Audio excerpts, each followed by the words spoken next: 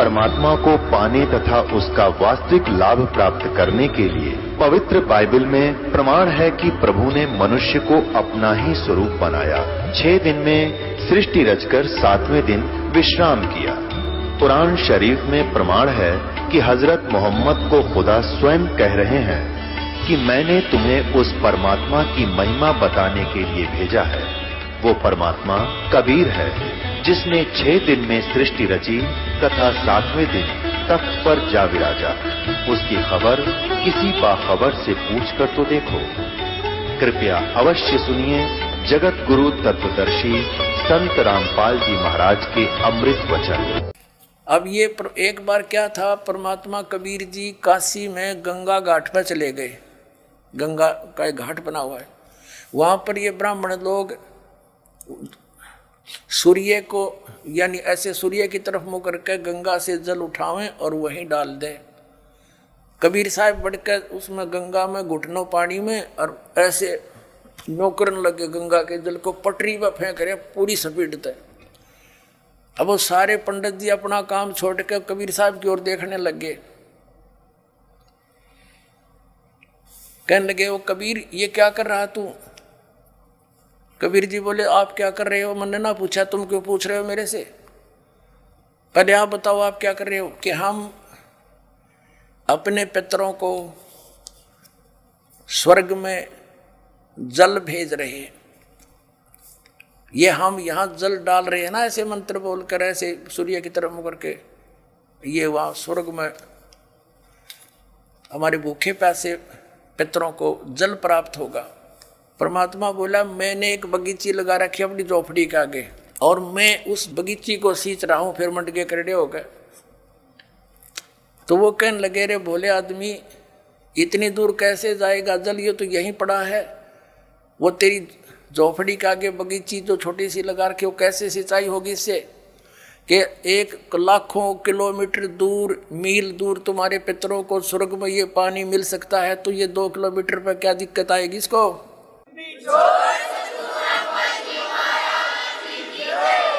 तो उनकी चौंध टूट गई। पंडित जिया ने फिर अपना गलती स्वीकार की, माल की शरण ग्रहण करी। अपने आत्माओं वही यहाँ ये सिस्टम है। देखो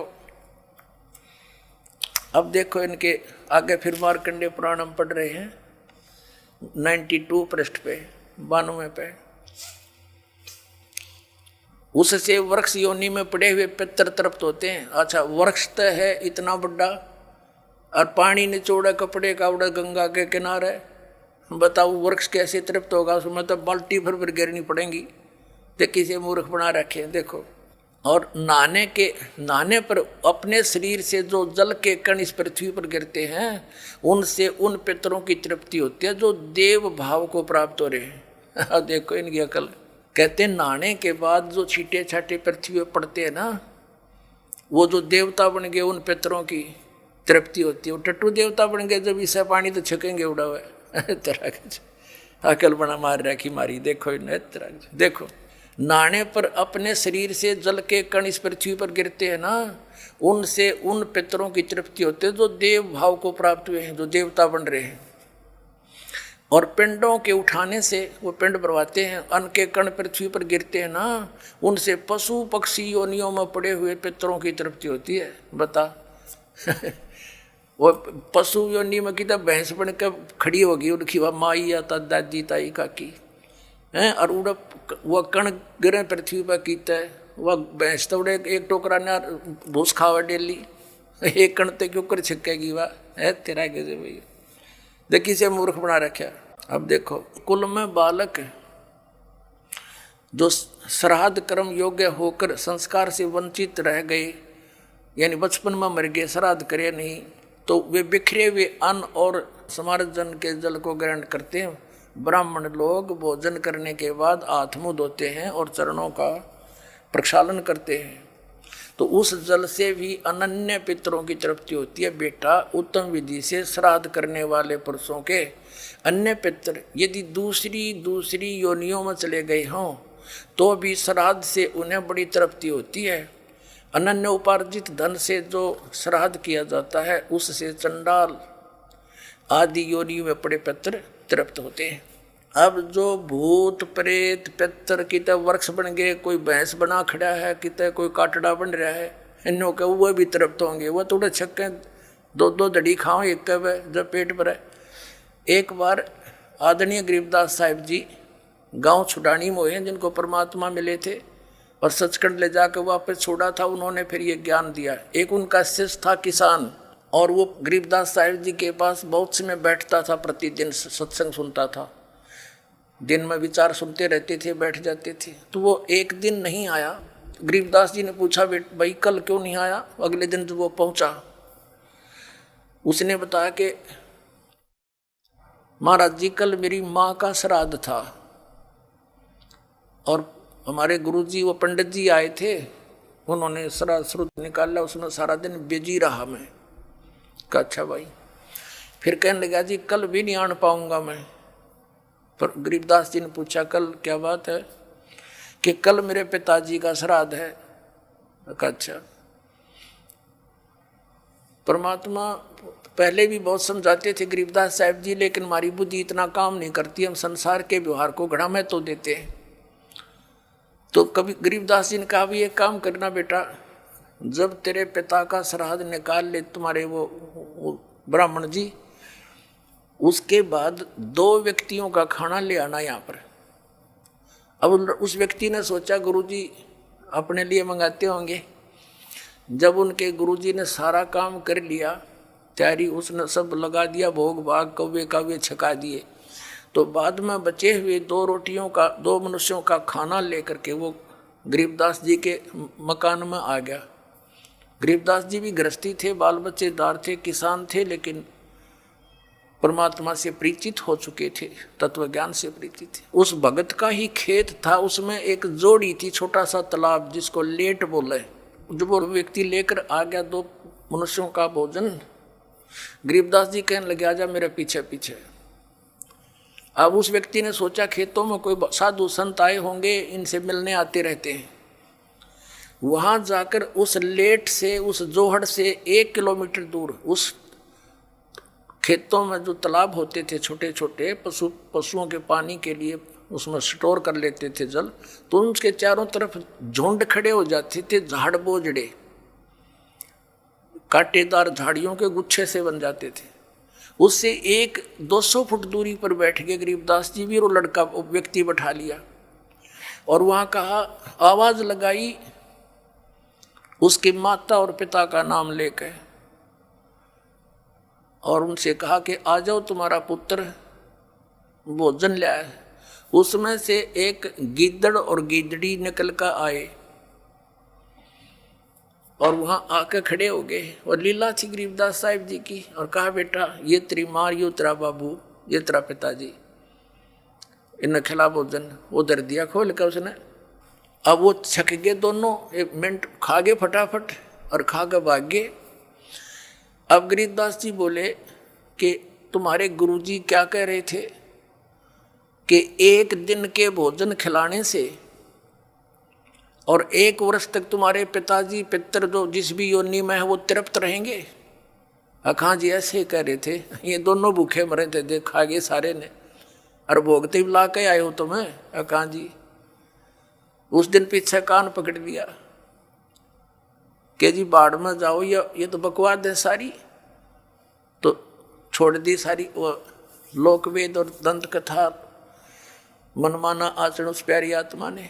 तो पुण्यात्माओं, परमात्मा कहा करते थे कि तुम 1 दिन तो आहार करा देते हो, मान लीजिए तुम्हारी बात बड़ी करें, और तुम्हारे पिताजी या माताजी जब जीवित थे दिन में 2-2 बार तो पक्का रोटी खाते थे।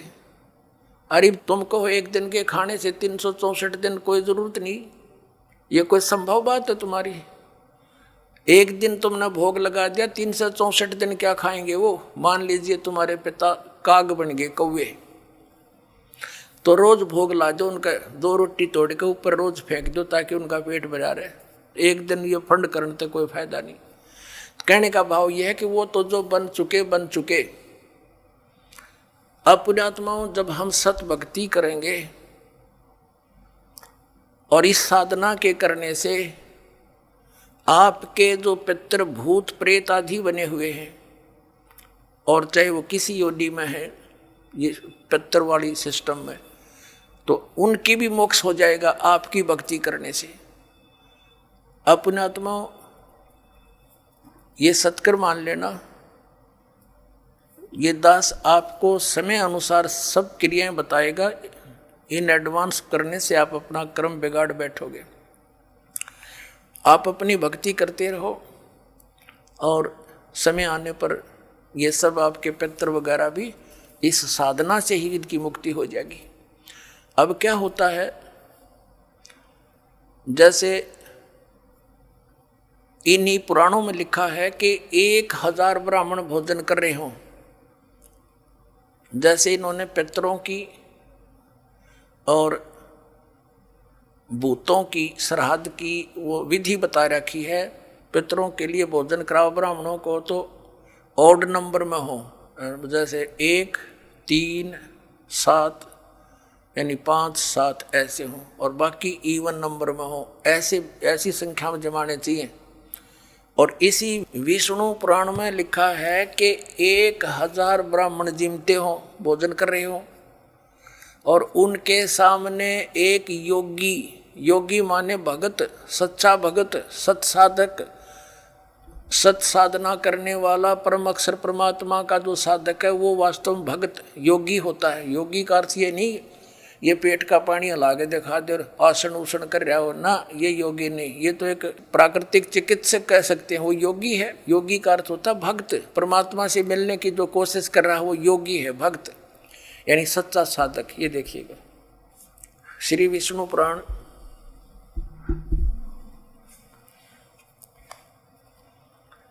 गीता प्रेस गोरखपुर से प्रकाशित है। इसके अनुवादक हैं मुनीलाल गुप्त।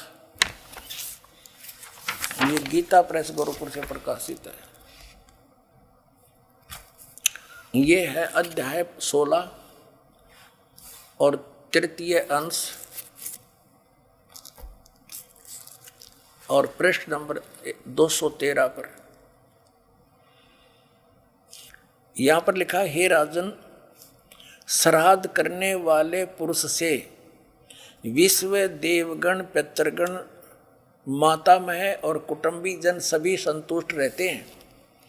हे भूपाल, पितृगण का आधार चंद्रमा है और चंद्रमा का आधार योग है, भक्ति, और इसलिए श्राद्ध में योगी जन को नियुक्त करना अति उत्तम है, यानी सत साधक को। हे राजन, यदि श्राद्ध भोजी एक सहस यानी 1000 ब्राह्मणों के सम्मुख एक योगी भी हो तो वह यजमान के सहित उन सब का उद्धार कर देता है, यानी ब्राह्मणा का भी, हर योगी का भी और उनका यजमान का भी, सबका उद्धार कर देता है। पितरों की तो बात छोड़े। अब पुण्यात्माओं, यहाँ पर आप सब योगी हैं और जो भक्त आपके यहाँ दान करता है वो आपको जमा रहा है, तो आपके पितरों का तो वही उद्धार हो जाएगा। ये सत्कर मान लियो। ये इतना गजब का मार्ग है जो हमारे प्राणों, जो सत्य है वो तो इन्होंने ग्रहण की नहीं, इन्होंने असत्य ग्रहण कर ली। पुण्यात्माओं, जैसे वेद आपने रुचि ऋषि की कथा में देख लिया मार्कंडेय पुराण में कि वेद में इसको अविद्या कहा है, इन कर्म कांड को, और पितर भी मानते हैं क्योंकि वह भी ब्राह्मण थे, ऋषि थे। अरे वो नो कहें हमारी दुर्गति हो जाएगी, जय दूसरा आदमी निकालेगा। अब जैसे एक श्रद्धालु कहता है कि जैसे हमारे पिताजी दिखाई दे जाए और वो कहें बेटा श्राद्ध निकाल दे, तो हम क्यों नहीं निकालेंगे, निकालना तो पड़ेगा। कोई बात है या? पुण्यात्माओं, उसका तरीका है। जैसे किसी का बालक और कुएं में गिर गया, उसका वो तो चिल्ला रहा है डूब गया, उसका क्या इलाज है? गिल्ले डूब जा, डांक मार दे, छलांग लगा दे, वो भी मरे गिल्ले। उसकी विधि है उसको भी बचाने की। पहले रस्सी बांध एक ऊपर मजबूत सी, उसको नीचे डालो, उसको पकड़ कर जा, उसने भी काट के लिया। तो ये पितर दिखाई दे जा ऐसे कोई है तो उसका गेल नहीं डूबे, उस श्राद्ध न नहीं करे, वो तो कुएं में छलांग लगाने वाली बात होगी, गिर मर गया। उसके लिए ये रस्सा है जो दास आपको देगा, ये सत भक्ति करो, इस तरह ये दान धर्म करो, और उन पितरा का वीर सब कहेगा उद्धार अपने आप होता चलेगा। ये आपने पढ़ भी लिया, क्योंकि सत साधक ये भक्त है, या लाखों योगी जी में एक महीने के अंदर आकर के हैं, और फिर वो एक कह के जमान में इतना लाभ बता रहे। तो ये तत्व ज्ञान और शास्त्र अनुकूल साधना, इससे आपका भी कल्याण और आपके पितरों का भी। अब जैसे आप जी ने अभी सुना कि वेद में इसको मूर्खा की साधना बताई है, तो बिल्कुल ठीक है। तो वेद क्या है? ये परमात्मा का विधान है, ये परमात्मा का आदेश है। और जो हमारे पुराणों में जो लिखा है वो पितरों का या ब्रह्मा जी का या किसी तरह से मंदालसा या कौन थी बता, इससे की बात ने साची मान ली, सब ने इसी तरह करने लगे। और या किसी अन्य ऋषि का दिया हुआ आदेश है, इसका पालन हमने नहीं करना। जैसे एक समय एक व्यक्ति की दोस्ती दरोगा से थी, थानेदार से, SHO से, और उस व्यक्ति का जो साथी था पड़ोसी उसको बहुत दुखी कर रहा था। उसने अपने मित्र दरोगा जी से कहा कि भाई दरोगा जी, ऐसे ऐसे मेरा पड़ोस में है, साथ वाला मकान में, बहुत परेशान करता है, सारा कुछ कह लिया, पंचायत भी कर ली, नहीं मान रहा, क्या करूं? अब दरोगा जी ने कहा उसका मार लट सिर में, माफ देख लूंगा। दरोगा जी के आदेश न लेकर उसकी आज्ञा का पालन कर दिया। उसने ये सोच कर आप संभाल लेगा, उस अपने पड़ोसी के साथ झगड़ा ठान लिया, लट्ठम लट्ठा हो गया, उसका सिर में लठ लग गया, वो मर गया पड़ोसी। अब वो SHO वहाँ का प्रभारी था, वो लाया, उसी को पकड़कर हवालात में दे दिया, सजाए मौत होगी उसकी। अब राजा का विधान था, किसी का लठ मारेगा और मर गया तो उसकी सजा होगी मौत, और वो विधान तोड़ दिया उस व्यक्ति ने। अपने मित्र एक अधिकारी की आज्ञा का पालन कर लिया, जिससे राजा का विधान टूट गया, वो दंडित हुआ। इसी प्रकार इन पुराणों में लिखा हुआ जो आदेश है, ये दरोगा जी का समझ लो इन पुराणों में। और वेदों में संविधान समझो भगवान का संविधान अगर तोड़ दिया इन दरोगा जी के कहने होते, पुराणों के या इन नकली धर्म गुरुओं के कहने से, इन शास्त्र विरुद्ध साधना कराने वाले आचार्य और शंकराचार्यों के आदेश से हमने ये क्रिया कर ली, तो हम दंडित होंगे, हम पितर ही बनेंगे, यानी मौत की सजा मौत की मिलेगी। तो ऐसी गलती हम तो ना करें भाई, और करियो भी मत। एक जीवित उदाहरण दास आपको देता है। मेरे पूज्य गुरुदेव जी ब्राह्मण वर्ण में जन्मे थे। हरियाणा के अंदर जिला भिवानी चरखी दादरी के पास एक पैंतावास गांव है, बड़ा पैंतावास, वहाँ वो रहते थे, किसान का काम करते थे, वर्ण ब्राह्मण है। पुणात्मा, ब्राह्मण कोई जाति विशेष नहीं। दास बहुत बार कहता है कि देखो ब्राह्मण बेचक जा, कि ब्राह्मणों के विषय में कह रहे हैं, नहीं। और वो खेतों में, मेरे जो गुरुदेव थे ब्राह्मण वर्ण में जन्म था उनका, खेतों में गौवें चरा रहे थे अपने खेतों में। उसके पास पहले जंगल बहुत होते थे, वन बहुत होते थे। एक दिन उनकी भेंट हमारे दादा गुरुजी से होगी, यानी एक संत से। वो उससे प्रेरणा पाकर के घर से खिसकने की सोची और गुरुदेव का एड्रेस पूछ लिया। सब ज्ञान से परिचित होकर खेतों में शाम के समय गौवें चरा रहे थे, और भी कुछ साथी पाली गवाले थे। तो उनको ये कहकर के मैं फ्रेश होकर आता हूँ, मैं देर हो जा तो तुम पशुओं ले चलना, मैं आप आ जाऊँगा। वो जंगल में चले गए गहरे। पालियों ने वो अपने गौवें गांव में ले आए। अब वो सामने काफ़ी देर होगी, जब नहीं आए। उनका बचपन का नाम, गांव का नाम हरिद्वारी था, पंडित हरिद्वारी। और फिर उन्होंने अपना नाम बदल लिया था, कोई पहचान ना ले, घर से निकल गए थे वो।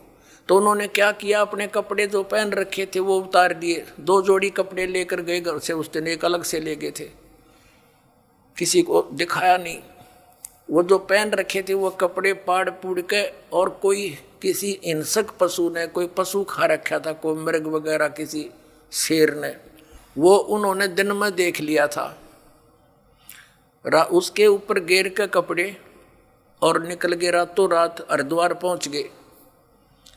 अब उन घर वालों ने इंतजार की, घंटा 2 घंटा, फिर पूछा उन पालियों से, हरिद्वार ही नहीं आया। वो कहने लगे, वो यूँ कह रहा था मैं फ्रेश होकर आऊँ हूँ, तुम चलो। उन बच्चों को साथ लेकर गए, बताया कहाँ से प्रवेश हुआ था, किधर गया था।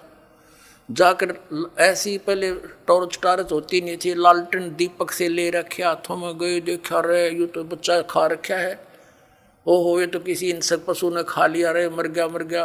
अंधे हो गए, रोने लाग गए, दूर तय अंधेरा सा था। वो आड़ जो पशु के हुए और कपड़े इकट्ठे करके रात ने दाग दे दिया, अग मर गया। फिर उसकी 13वीं शुरू हुई। पहले तो आए महीने का लठ गड्ढा करता है, वो आए महीना ब्राह्मण जी में करते। अब वो ब्राह्मण न्यारे हैं जो कर्मकांड करने वाले, तो वो सारा काम कर दिया। वर्षी भी बना मनु दी, और फिर हो गए श्राद्ध शुरू हैं कि वो थारा बे औलादा मर गया, निसंतान मरा हुआ है, और इसकी अच्छी सेवा करनी चाहिए, नहीं तो क्योंकि तुम इनका हक खा रहे हो, जमीन थी इनके नाम। और वो बन रहे भक्त, संत बन गए, दुनिया का उद्धार करें।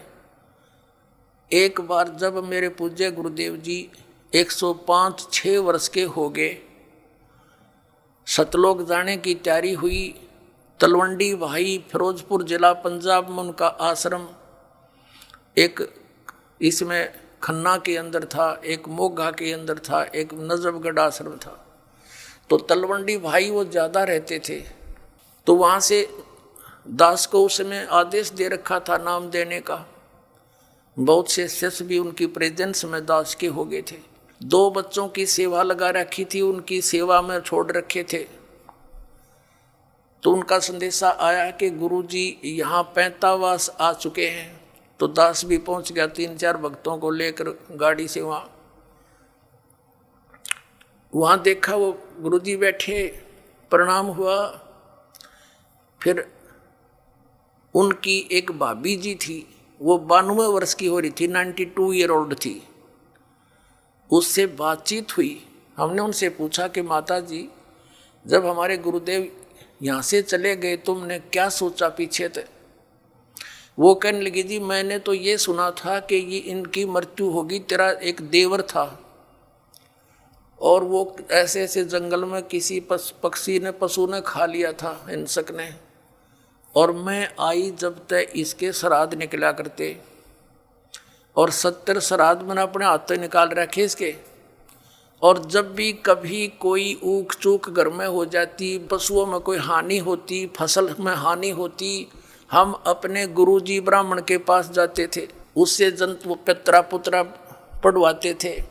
वो क्या कहा करता कि तुम्हारा अर्धवारी निसंतान मरा हुआ है और वो तुमने सिद्ध है, तुमने हानि करता है, उसके 500 कपड़े बनवाओ, उसके सिर का श्राद्ध अच्छी तरह निकलवाओ और उसका फलाना कर दो। वो जो कुछ भी कहता वो सारा करते हम, और फिर भी नो कहता इनका ठीक से श्राद्ध नहीं, अगली बार मैं करूँगा अच्छी तरह। 70 तो श्राद्ध करवा दिया, रियो बैठा नो का न्यू। अब मैं कहने लगा, माता जी देखो गीता जी में मना कर रखा है 9वें अध्याय के 25वें श्लोक में कि भूत पूजनीय भूत बनेंगे, पितर पूजनीय पितर बनेंगे, ये पूजा नहीं करनी चाहिए। अरे यो आपके सामने जीवित उदाहरण रहा, ये मूर्ख बना रहे थे आपको। और वो साधना को, वो कोई सच्ची बात थी इन लोगों की? ये तो ईब तो अब तो छोड़ देना इसको। ने बोली ना भाई, या तो पुरानी लाग है, नो के छूटे है, बाढ़ में पड़ो फिर भी ना छूटे, तो हद कर दी भाई। आँखों देख रही है, आपसे कह रही है कि मैंने इसके 70 श्राद्ध निकाल लिए, पिंड भी भरवा लिए, न बोलो पितर बन गया। हमारा यू पितर नहीं, वो सबका तो उद्धार करने वाले महापुरुष बन गए, लाखों लोगों का उद्धार कर दिया। इस नृत्यों इनके श्राद्ध निकालो, इन मूर्खों को पालन लग रही। तो पुण्यात्माओं, परमात्मा कहा करते पर भी लेन जात है दुनिया, हमरा ज्ञान किने न सुनिया। ये वहाँ धक्के खाने जाओ तीर्थों पर, वहाँ पता नहीं कहाँ हमारा ज्ञान किसी ने नहीं सुना। अपने आत्माओं ये तीर्थ कैसे बने? अब जैसे अमरनाथ धाम है, ये कैसे बना? पार्वती माता को भगवान शंकर जी ने उस स्थान पर एक सूखे वृक्ष के नीचे एकांत स्थान देखकर ये मंत्र दिया था। प्रथम मंत्र जो दास साहब को देता है, इसको मोक्ष मंत्र बोलते हैं। ये जितना मोक्ष कर सकता है, तो पार्वती जी को जहाँ वो उपदेश ग्रहण प्राप्त हुआ, शंकर भगवान ने वो मंत्र उनको दिया, ये अमर मंत्र, तो उनके लिए, उस पार्वती माता के लिए वो अमर धाम है, आप और हमारे लिए नहीं। अब जैसे ये तीर्थ और ये अमर धाम कैसे, जैसे आप जिसको यहाँ बरवाला में ये मंत्र मिला, उसके लिए तो ये बरवाला है अमर धाम, और यहाँ बरवाला में ये दास हो नहीं, और यहाँ कोई भी नहीं हो, और यूँ खाली पड़ा हुआ आश्रम। अब जैसे किसी ने क्रोथा आश्रम में नाम लिया था, उसके लिए वो क्रोथा है आश्रम अमरधाम, अमरनाथ। अब वहाँ कोई भी को नहीं, ये दास यहाँ पर बैठा तो उस क्रोथा में माथा टेकने तो लाभ बना हुआ है। ये तो इस दास के वचन यहाँ सुनेंगे, सत्संग सुनेंगे, आशीर्वाद पाओगे तो यहीं लाभ होगा। तो अमरधाम जो है वो एक आदरणीय स्मारक तो है कि यहाँ पर ऐसी घटना घटी थी, लेकिन आपके लिए वहाँ जाने से कोई लाभ नहीं होगा। आपको तो वैसा ही संत खोजना पड़ेगा जिसके पास वो अमर मंत्र हो, और वो अमर मंत्र आपको चाहे बरवाड़ा की गली में मिल जाए दास, और वहाँ उपदेश प्राप्त हो गया, तो वही आपके लिए अमरनाथ है। उस मंत्र से मोक्ष होगा, उस स्थान से नहीं। अपने आत्माओं जैसे तीर्थ कैसे बने, इसमें बहुत से प्रमाण हैं कि एक ऋषि था, उसने वहाँ बैठ कर साधना की और उसने मोक्ष प्राप्त किया। अपने आत्माओं जैसे एक हमाम दस्ता होता है सामग्री कुटन का, दवाई दुई कुटन का, लोहे का मुसल सा वो 1.5 फुट का, और 2-1 फुट का, वो 1.5 फुट का, 1 फुट का ऊंचा, 9 इंच चौड़ा होता है। वो किसी का पड़ोसी ने मांग लिया और उसने उसमें कुछ सामग्री गुट्टी अवन की, और वो वापस दे गया मांझ धो के कति साफ करके, उनको लौटा गया जिसका था। उनको रात्रि के समय जब वो सोने लगे तो महक आ रही थी। उन्होंने देखा ये महक कहाँ से आ रही है, देखते देखते देखा ये तो इस हमाम दस्ते में से आ रही है। तो उन्हें देखा हो इसको तो पड़ोसी ले गया था मांग के, उसने कोई सामग्री कूटी है। अपने आत्मा उसने सारी सामग्री निकाल ली, कति साफ करके वापस लौटा दिया, और फिर भी महक आ रही है। वो सामग्री जो उसमें कुटी थी वो अलग वस्तु है, तो वो महक जो उसके अंदर आवे थी थोड़ी बहुत है, हमाम दस्ते में वो 1 दिन के बाद खत्म होगी। अब ये तीर्थ एक हमाम दस्ता समझो, और जैसे उस ऋषि ने उसमें सामग्री कूटी, यानी वो साधना वहाँ बैठ कर की, वो सारी कमाई लेकर अपने उस धाम को चला गया जहाँ उसने उस साधना से जाना था।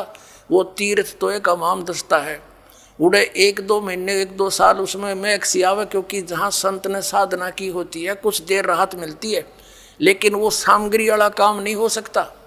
अब जैसे वो इतनी सामग्री कूटनी पड़ेगी उसमें महक अच्छी रोज लेने के लिए, यानी सत्य साधना आप कहीं बैठ कर लो जैसे उस ऋषि ने की।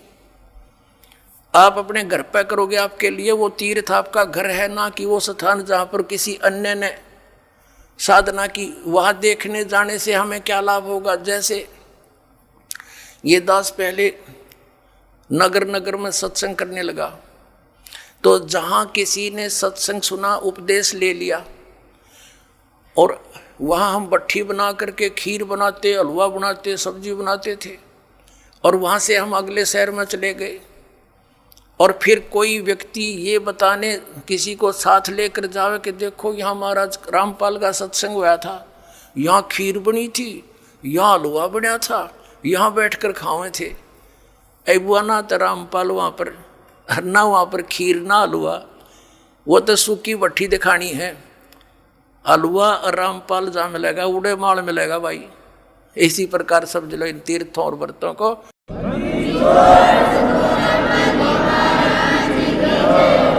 जो सुख इस आत्मा को सतलोक के अंदर था, यहां इस काल के लोक के किसी कोने में नहीं है। उस सुख की खोज करते करते ये महास्वर्ग में भी पहुंच गई,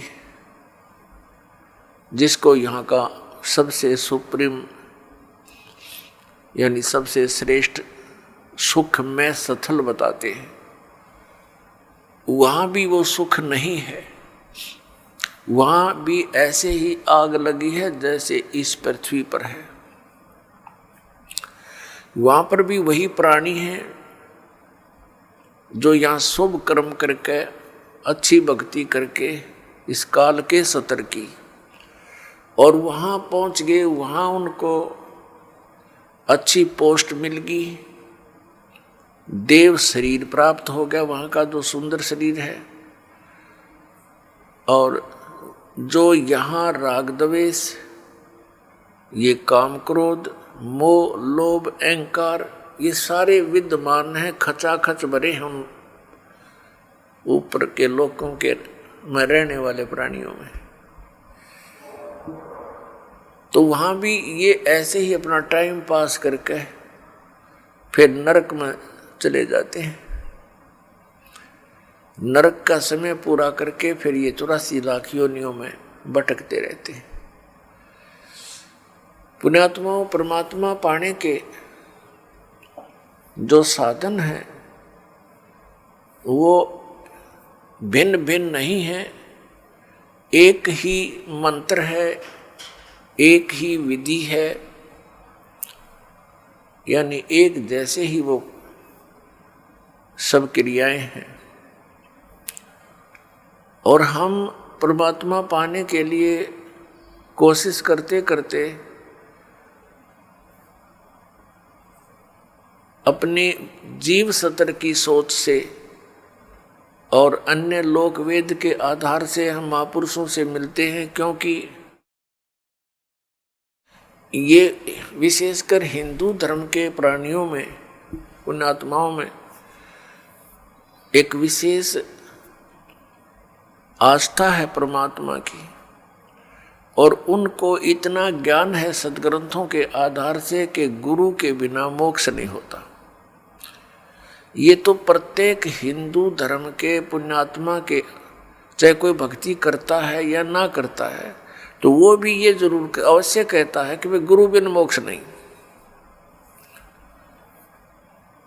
तो ऐसी व्यवस्था अन्य किसी भी धर्म में नहीं रही। जैसे सिख धर्म के अंदर गुरु परंपरा थी, लेकिन बाद में वो केवल गुरु ग्रंथ साहिब को ही गुरु मानकर अपना अध्यात्म क्रियाएं करने लगे। लेकिन वक्त गुरु का होना अनिवार्य है। जैसे ये पवित्र ग्रंथ गुरु ग्रंथ साहिब, पवित्र श्रीमद् भगवद गीता, पवित्र वेद, पवित्र पुराण, ये तो एक आदरणीय सद्ग्रंथ है, महापुरुषों की जानकारी है, भगवान के विषय में लिखा है इसमें। ये तो ऐसा समझो कि हमारे औषधि की बुक हो, औषधि की पुस्तक है, और उसके जानकार की आवश्यकता है जो वैद्य हो, और वैद्य वही सफल होता है जो औषधि की पुस्तक में लिखी हुई सब जड़ियों को इकट्ठा करके मिला कर समझ के जड़ी बनाता है। इसलिए वक्त गुरु की आवश्यकता है। तो पुण्यात्माओं, इस धारणा के अनुसार इस आवश्यकता की पूर्ति के लिए ये प्राणी गुरुओं के पास जाने लगे। अब श्रद्धालु को कोई ज्ञान नहीं होता, क्योंकि वो तो जिज्ञासु होता है। जैसा भी उसके गुरुजी साधना करने को कहते हैं वो समर्पित होता है, वैसे ही करता है। तो पुण्यात्मा सभी भक्ति भी कर रहे हैं और बुराइयां ज्यों की तो बढ़ रही है। काम, क्रोध, लोभ, मोह, अहंकार किसी के अंदर भी कमी नहीं बनी। इसका कारण क्या है कि पूर्ण संत ना मिलने से तो कभी भी ये शांति इस समाज में, इस लोक में नहीं हो सकती। 600 वर्ष पहले परमात्मा आए थे, स्वयं एक संत की भूमिका करके चले गए और साथ में एक जुलाहे का कार्य भी किया करते थे, ये प्रमाणित करने के लिए कि वही परमात्मा पाने के लिए, क्योंकि उसमें भ्रम फैला हुआ था कि ब्राह्मण वर्ग ही भक्ति के अधिकारी हैं। बाकियों को तो इन्होंने ऐसे लगा दिया था, श्राद्ध श्रुद्ध निकालन खातिर क्रियाओं में उलझा दिया था और विशेषकर यही माना जाता था कि ब्राह्मण ऋषि, महर्षि घर त्याग कर चला गया जो व्यक्ति वही परमात्मा पा सकता है, या घना बड़ा सेठ धन दान करता हो। तो परमात्मा ने सब शंकाओं का निवारण करने के लिए एक शूद्र जाति में रहना पड़ा। उस समय छुआछूत चरम सीमा पर थी, अत्यधिक छुआछूत थी। ब्राह्मण लोग शूद्रों को निकट भी नहीं आने देते थे, दूर से बात करते थे। और उस समय परमात्मा एक जुलाहा जाति के अंदर रहे। वैसे तो उनका जन्म नहीं हुआ था, सतलोक से आए थे, सहशरीर आए थे। एक नवजात शिशु का रूप धारण किया था कमल के फूल पर, बाहर एक तालाब सरोवर के अंदर। वहां से एक नीरू नीमा नाम के जुलाहा दंपत्ति उठा ले गए थे और वहां परमात्मा की परवरिश लीला होने से और फिर जुलाहे का कार्य करते हुए जनता को ज्ञान भी देते थे, भक्तों को यथार्थ ज्ञान समझाते थे, सूक्ष्म वेद का प्रचार करते थे। वो यही हमें ये प्रमाणित करने आए थे, एक उदाहरण देने आए थे कि परमात्मा पाने के लिए जाति और धर्म और कर्म, यानी जैसे कोई ज़्यादा बड़ा सेठ यानी धन अधिक या कम, ये इसके लिए कोई मायने नहीं रखता। गुरु पूरा हो और शिष्य सूरा हो, सूरमा। सूरमा का अर्थ है कि इस भक्ति मार्ग पर जो प्राणी लगता है तो उसकी सब क्रियाएं अन्य संसारिक व्यक्तियों से भिन्न होती है, तो उसमें हमारा समाज बाधा करता है। और जो उन बाधाओं की परवाह ना करते हुए आगे बढ़ता है इस भक्ति मार्ग पर, वो सूरवीर होता है। कौन कौन थे सूरवीर? जो आप जी को बहुत, जिनका ज्ञान है, सुप्रसिद्ध है। दरु थे सूरवीर, प्रहलाद थे सूरवीर, और मीराबाई थी सूरवीर, और स्वयं परमात्मा तो वो मालिक थे ही थे, वो तो सूरवीरों के सूरवीर और सब भगवानों के भगवान कबीर परमेश्वर जी। और अब वर्तमान में ये दास देख रहा है कि मेरे इस परमात्मा के ज्ञान से परिचित इस दास के अनुयायी ये सूरवीर।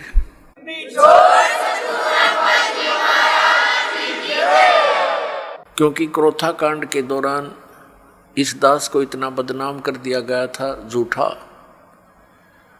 और इतना परेशान किया गया परमात्मा के बच्चों को, लेकिन ये सूरवीर थे, ना किसी से लड़े और ना डरे। संत का यही एक नियम होता है, लड़े भी नहीं और डरे भी नहीं, तो परमात्मा साथ देता है। आज हम सफल हुए, पूरा विश्व के अंदर ये ज्ञान जाएगा, परमात्मा का साथ हमारे साथ रहा और रहेगा, क्योंकि ये काम उसी परमात्मा ने शुरू करवाया है। ना हमारा कोई खानदानी पेशा, ना दादे परदादे माता पिता ने कभी यो काम कराया, ना दास को ये मजदूरी दी। तो दास का उसी दिन से ये अटल इरादा बन गया था, सिर जाओ चाहे डट जाओ, परमात्मा के चरणों में ये शीश जावे तो सफल हो। तो पुण्यात्मा, आप जी का सौभाग्य है कि काल के दूतों ने परमात्मा के इस अनमोल धन को पाताल में डाल रखा था। यानी ये समझ लो कूड़े के ढेर में घना नीचे दबा रखा था। अब दास पे कृपा हुई, रजा मालिक कबीर भगवान का साथ दास के साथ है, तो अब ये धन आपके रूबरू हो पाया है। इतने संघर्ष के बाद सन 1994 में दास को परमात्मा ने आदेश दिया था, गुरुदेव ने, दीक्षा उपदेश और सत्संग करने का। और आज सन 2012 हो गया, लगभग 18 वर्ष हो गए संघर्ष करते ने। -0 से भक्ति को ऊपर उभारा है परमात्मा कबीर जी की दया से। बिल्कुल नामो निशान नहीं था, ना भगवान का ना भक्ति का। परमात्मा के लिए तड़प सभी रहे थे। जैसे ये दास पहले हनुमान पुजारी था और मंगलवार का व्रत रखता था। सालासर एक मंदिर है हनुमान जी का, और उसमें इसी बूढ़ी सी मूर्ति रख रखी है। ये भगवान, अब हंसी आती है अपने कर्मों पे। काली सी मूर्ति में बना दी किसी ने, फिर देखा देखी जान लाएंगे, वहाँ धक्के खाया करते हम। बता, काल ने ऐसा जुल्म करवा रखा है। तत्व ज्ञान का तो नामो निशान मिटा दिया और कोरी बकवाद समाज में बर्बाद दी झूठे गुरुओं द्वारा। तो पुण्यात्माओं, या मेर हुई भगवान की। कहीं आप देखा करते 4 ईंटें लगा रखी हैं, उस पर कुत्ते मुत्ते वहीं बैठे, और उनको वहाँ हम माथा टेकने जाएं, और तेरा गजो भैया कोई वहाँ से सारा दिन रो कर मर जाए, कोई नो कहने वाला नहीं क्यों रो रहा है पत्थर के आगे। तो इसलिए वक्त गुरु की आवश्यकता होती है, और उसके ज्ञान के आधार से भक्ति साधना करने से कल्याण हो जाता है। आइए अब हम उन श्रद्धालुओं के अनुभव जानते हैं जो जगत गुरु तत्वदर्शी संत रामपाल जी महाराज जी से दीक्षा प्राप्त कर चुके हैं तथा उनके द्वारा बताए गए भक्ति मार्ग पर चल रहे हैं। जी नमस्कार। नमस्कार सर। क्या नाम है आपका? प्रियंका गुर्जर। प्रियंका जी, कहाँ से आए आप? सर मैं गंगापुर सिटी, सवाई माधोपुर, राजस्थान स्टेट से आई हूँ। संत रामपाल जी महाराज जी से नाम दीक्षा लेने से पहले आप क्या भक्ति साधना करते थे? सर मैं संत रामपाल जी से नाम दीक्षा लेने से पहले किसी भी तरह की भक्ति में ऐसा कोई रुझान नहीं रखती थी। ना ही किसी देवी देवता को पूजती थी, ना ही किसी सत्संग में जाना है। मतलब मैं भगवान नाम से बिल्कुल ही वंचित थी। मुझे भगवान का ज़्यादा कुछ पता नहीं था। बाकी कुछ मम्मी अपनी कथाओं में सुनाती थी कहानियाँ, जैसे भगवान की कहानियाँ, कभी राजा रानी की कहानियाँ, तो वहीं से हमें भगवान के बारे में पता चलता था। बाकी मैं अपने आप से कोई भक्ति ऐसी नहीं करती थी। मेरी मम्मी शुरू से ही भक्ति में बहुत ज़्यादा विश्वास करती थी, भगवानों पर। वो शंकर जी की ज़्यादातर पूजा किया करती थी।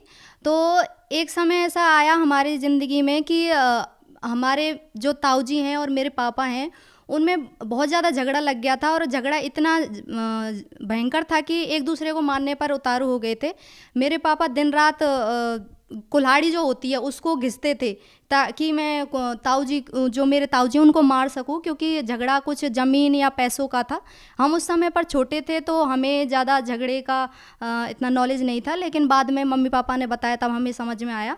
तो मम्मी बहुत ज़्यादा चिंतित रहती थी उस झगड़े को लेकर। फिर एक दिन मेरी मम्मी चिंता में बहुत ज़्यादा बैठी हुई थी, तब मम्मी को एक संत जी ने दर्शन दिया, साक्षात दर्शन दिया, और उन्होंने कहा कि बेटा चिंता मत कर, आज से तीसरे दिन तेरा जो फैसला है वो हो जाएगा। तो मम्मी एकदम से चौंक के खड़ी हुई कि ये कौन थे जिसकी आकाशवाणी हुई है या ये जिनका दर्शन हुआ है। वो एकदम से चौंक गई।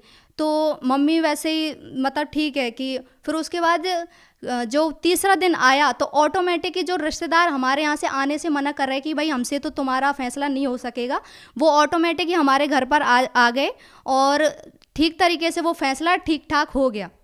फिर उसके बाद मम्मी को ये चिंता थी कि ये जो संत मुझे अभी दर्शन दे के गए हैं 3 दिन पहले, ये कौन थे, कहाँ से आए थे। तो मम्मी ने फिर 2013 में टीवी पर एक सत्संग सुना संत रामपाल जी महाराज का, तो वो देखकर चौंक गई, क्योंकि वो जो संत थे वो संत रामपाल जी महाराज थे।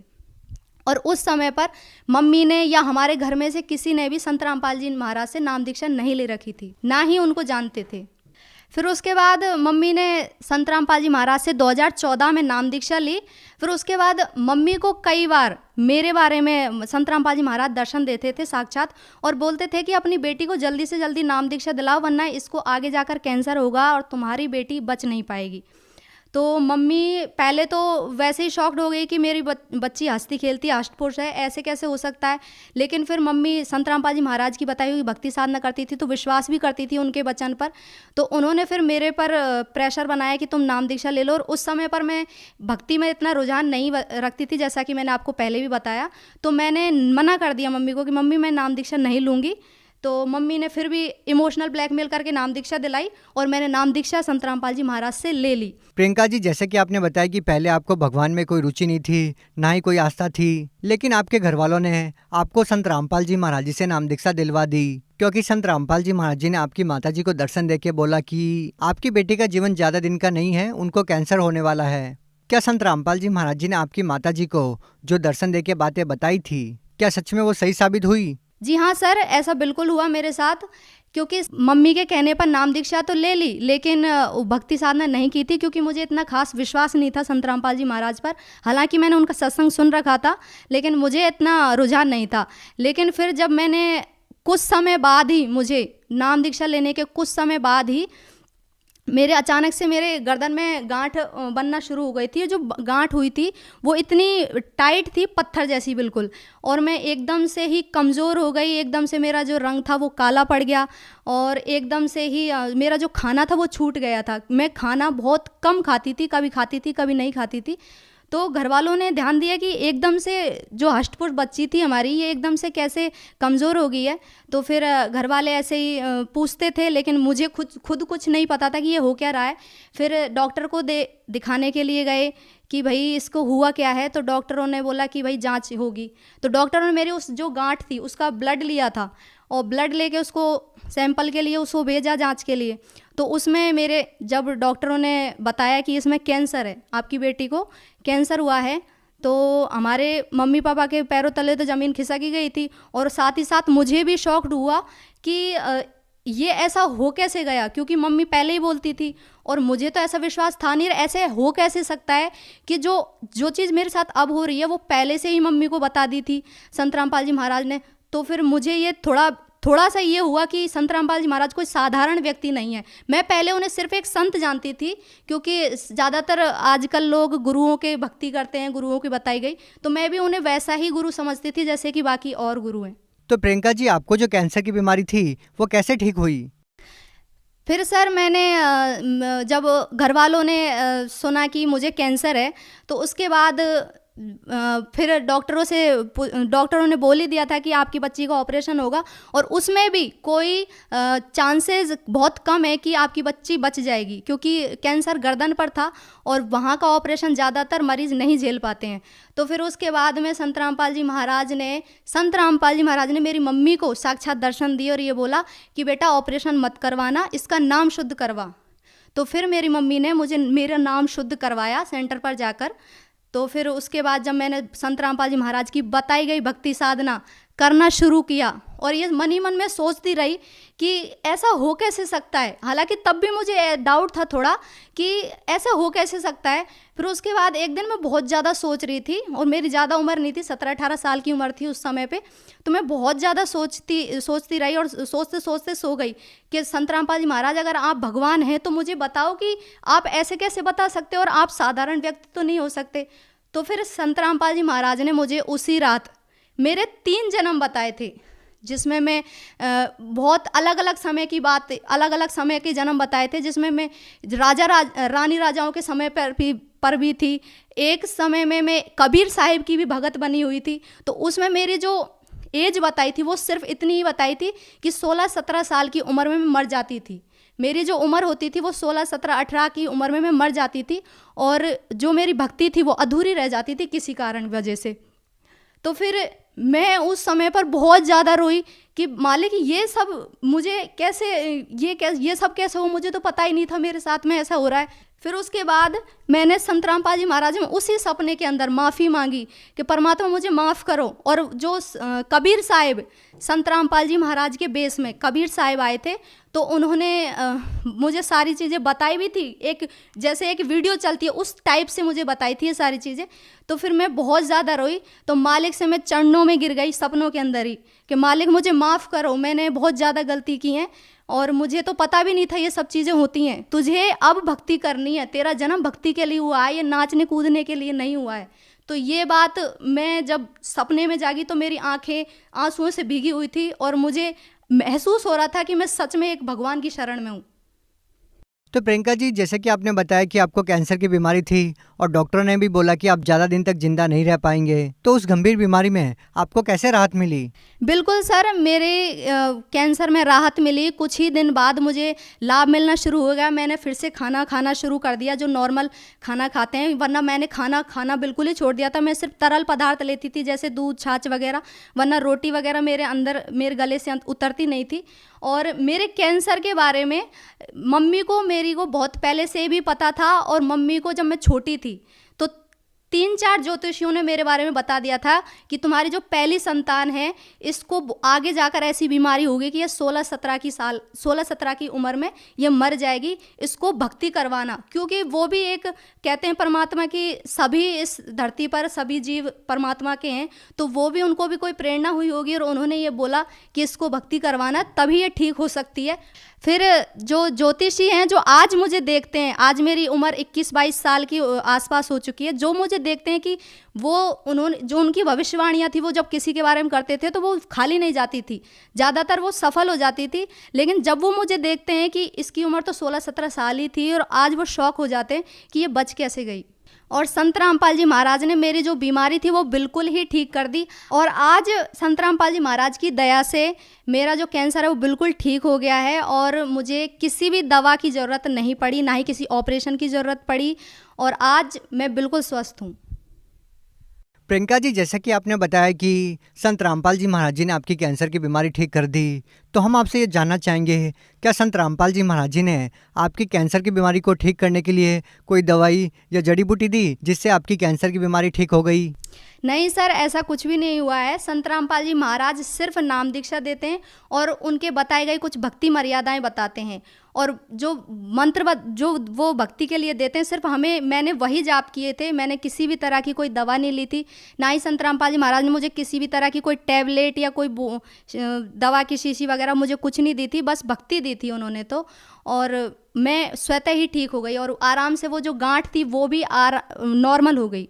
प्रियंका जी, जैसा कि आपने बताया कि पहले आप भगवान में विश्वास नहीं करते थे, भगवान में रुचि नहीं रखते थे, और संत रामपाल जी महाराज जी आपकी माता जी को दर्शन देकर सारा वृतांत बताते हैं। आज के जो लोग हैं वो इन चीज़ों में विश्वास नहीं करते कि कैसे एक संत किसी को साक्षात दर्शन देता है और फिर उसके बाद उनको इतने सारे लाभ देता है। तो क्या संत रामपाल जी महाराज जी से नाम दीक्षा लेने के बाद आपको और कोई भी लाभ मिला इस तरह का?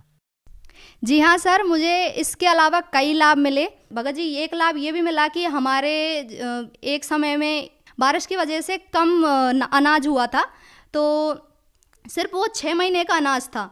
तो मेरी मम्मी पापा बहुत ज़्यादा चिंता में रहते थे, हालांकि वो हमें बताते नहीं थे, जब वो काम हो जाता है उसके बाद ही बताते थे। तो जब 6 महीने का ही राशन हुआ था तो उसके बाद मम्मी चिंता में बैठी थी। 6 महीने बीत चुके थे कि 6 महीने बीत चुके हैं, अब 6 महीने का राशन कहाँ से आएगा, क्योंकि आर्थिक स्थिति भी इतनी अच्छी नहीं चल रही थी और हम भैंस वगैरह रखते हैं तो उनके लिए भी चारा वगैरह सब चीज़ की व्यवस्था हमें रखनी पड़ती है। तो जब मम्मी को बैठे बैठे ऐसी चिंता में बैठी हुई थी तो मम्मी को परमात्मा की आकाशवाणी हुई, संत रामपाल जी महाराज की आकाशवाणी हुई कि बेटा चिंता मत कर, तेरे नाज के धांग लगे हुए हैं। तो मम्मी एकदम से फटाफट खड़ी हुई और जाके देखा जहाँ पे हम चारा रखते हैं भैंसों का। तो हम हर साल क्या करते हैं, अनाज को चारे के अंदर रख देते हैं ताकि उसमें कीड़े ना लगें और रोग वगैरह ना लगे। तो जब मम्मी ने देखा तो वो 6 महीने का राशन और बाकी था, ताकि हम पूरी साल अनाज खा सकते, तब भी वो अनाज ख़त्म नहीं होने वाला था। तो इस तरीके के चमत्कार को देखकर हम अचंभित हैं कि इस ज़माने में भी संत रामपाल जी महाराज जैसे संत हैं जो ऐसे ऐसे चमत्कार कर सकते सकते हैं जो लोगों के लिए शायद ही लोगों को सुनने में झूठ लगे या वो फरेब समझें, लेकिन ऐसा हमारे साथ हुआ है। क्या और कोई भी लाभ मिले संत रामपाल जी महाराज जी से नाम दीक्षा लेने के बाद? सर, और मेरे पापा संत रामपाल जी महाराज की नाम दीक्षा लेने से पहले नशा करते थे, बीड़ी पीते थे और उनको टीबी की भी शिकायत थी। वो टीबी के भी मरीज रह चुके थे। तो बहुत ज़्यादा ही हम परेशान थे क्योंकि हमारे घर की स्थिति ऐसी नहीं थी कि वो शराब भी पिएं और फिर हमारे घर की सुविधाओं का भी ध्यान रख सकें।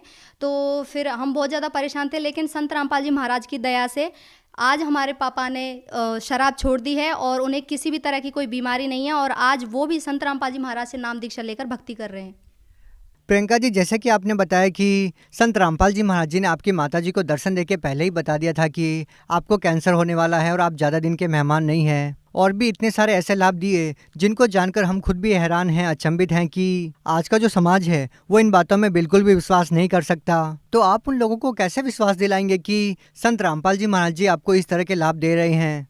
देखिए सर, जैसा कि मैंने आपको पहले भी बताया कि मुझे कैंसर हुआ था और डॉक्टरों ने बिल्कुल हाथ खड़े कर दिए थे। उसमें भी उन्होंने जब ऑपरेशन के लिए बोला तो चांसेस बहुत कम बताए थे कि ये मुश्किल ही बच सकती है, क्योंकि जो मेरी गांठ थी, वो कैंसर की जो गांठ थी वो गर्दन के पास थी, गर्दन पर थी। तो ज़्यादातर हमने सुना है कि गर्दन के जो ऑपरेशन होता है कैंसर का, वो ज़्यादातर मरीज़ बच नहीं पाते हैं।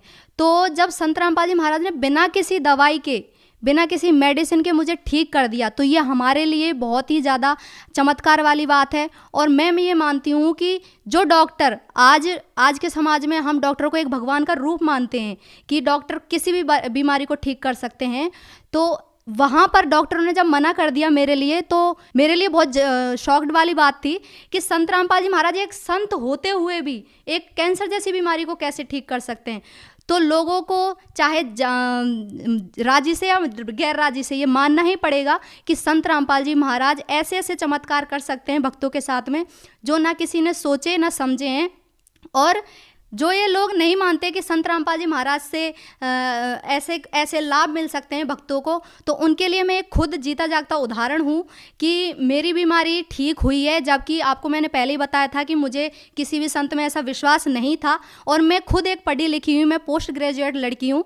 तो आप ये समझ सकते हैं कि लोग कहते हैं कि पढ़े लिखे लोग होते हुए भी तुम कैसे समझ सकते हो, तुम कैसे मान सकते हो कि संत रामपाल जी महाराज भगवान हैं। लेकिन आपको राजी से या गैर राजी से मानना ही पड़ेगा कि संत रामपाल जी महाराज भगवान हैं। प्रियंका जी, आप भी पढ़े लिखे हैं, तो आज का जो पढ़ा लिखा समाज है उन लोगों को आप क्या संदेश देना चाहते हैं? देखिए सर, मैं पढ़े लिखे समाज को एक ही संदेश देना चाहती हूँ कि मैं भी पढ़ी लिखी हूँ और मेरे साथ भी ऐसे चमत्कार हुए हैं जो अनबिलीवेबल थे, जो मेरे लिए शॉकिंग थे, कि जिन पर मैं पहले विश्वास नहीं करती संत रामपाल जी महाराज पर। लेकिन उनकी जब नाम दीक्षा लेकर मैंने उनकी भक्ति साधना करना शुरू किया, तब मेरे साथ ऐसे ऐसे चमत्कार हुए, जैसा कि मैंने आपको पहले भी बताया। तो ऐसे ही चमत्कार अगर आप पाना चाहते हैं तो संत रामपाल जी महाराज से नाम दीक्षा लीजिए और उनकी बताई गई भक्ति साधना कीजिए, आपको वो लाभ आपको ज़रूर मिलेंगे। और मैं गारंटी देती हूँ कि आपके कोई भी बीमारी होगी, कोई भी समस्या होगी, वो संत रामपाल जी महाराज की शरण में आने से ठीक हो जाएगी। जो व्यक्ति संत रामपाल जी महाराज जी से नाम दीक्षा लेना चाहते हैं, वो उनसे नाम दीक्षा कैसे ले सकते हैं? देखिए सर, संत रामपाल जी महाराज से नाम दीक्षा लेना बहुत ही आसान है। कई टीवी चैनलों पर संत रामपाल जी महाराज का सत्संग आता है और सोशल मीडिया पर भी, जैसे कि ट्विटर, फेसबुक, यूट्यूब पर आप संत रामपाल जी महाराज को सर्च कर सकते हैं। उनके सत्संग वहाँ पे आप सुन सकते हैं। और जो सत्संग आते हैं टीवी चैनलों पर, वहाँ पर पीली पट्टी चलती है नीचे, तो उसमें कांटेक्ट नंबर दिए गए होते हैं। वो कांटेक्ट नंबर पर आप कांटेक्ट करके अपने नज़दीकी सेंटर पर जाकर नाम दीक्षा ले सकते हैं। संत रामपाल जी महाराज के हर ज़िले में नामदान सेंटर खुले हुए हैं, तो आप वहां पर जाकर उनसे नाम दीक्षा ग्रहण कर सकते हैं। जी, बहुत बहुत धन्यवाद। धन्यवाद सर।